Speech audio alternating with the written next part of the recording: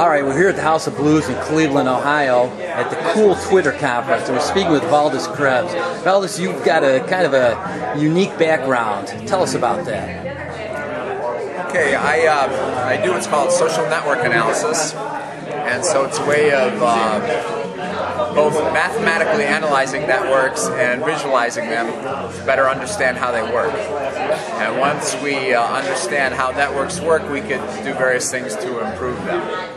Okay, you know, one interesting side note, last year I was down at the Latvian Cultural Gardens and I met the new president of Latvia, Valdis Zatlers, I believe it is. Right, that's his name. He kind of, you got a relationship to him, huh? Yeah, well, by name, yeah. He kind of knocked you off of the Google perch. He's number one on Google now for Valdis. He's the number one Valdis, all right. You know, you suggest Twitter's by default it says, "What are you doing?" That's the question it asks. What might be a better question? Well, I think for business people, there's a couple better questions. It's like, what are you interested in?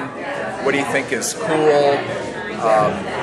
What are you researching?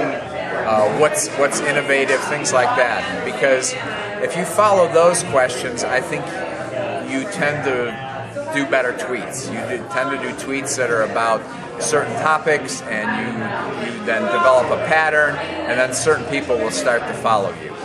You know, following as a whole, there's a lot of strategies there, and no one's really sure what to do. Do you follow everyone? Are you selective? You know, what kind of strategy do you follow for following? Right. So yeah, so I don't follow everybody, especially now when there's a lot of spam and so on Twitter. It's not a very good strategy at all. And so I'm fairly selective, and I'll follow people,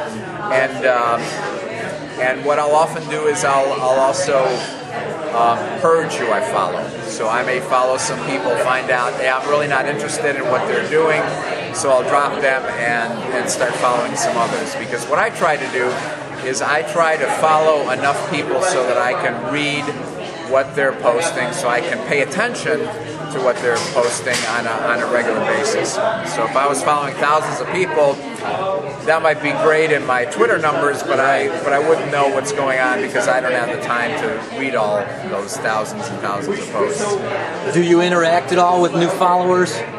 Yeah, I do.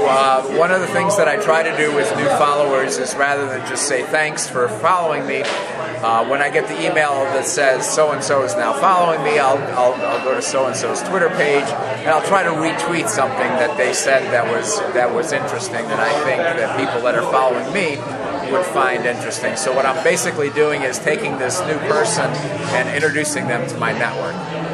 You know, when you look at a social networking map, there's all kinds of intersections and overlaps and all. Where's the importance? Where's the innovation happen? Well, innovation happens where different groups come together. So where different thinking comes together. So if you can get people that have like a partial overlap around something, so they have something in common, but they also have a lot that's not in common, those are the richest places for innovation to happen. You know, and you said one of your lines was connect on similarities but profit from differences. Can you explain that? Yeah, and that's exactly what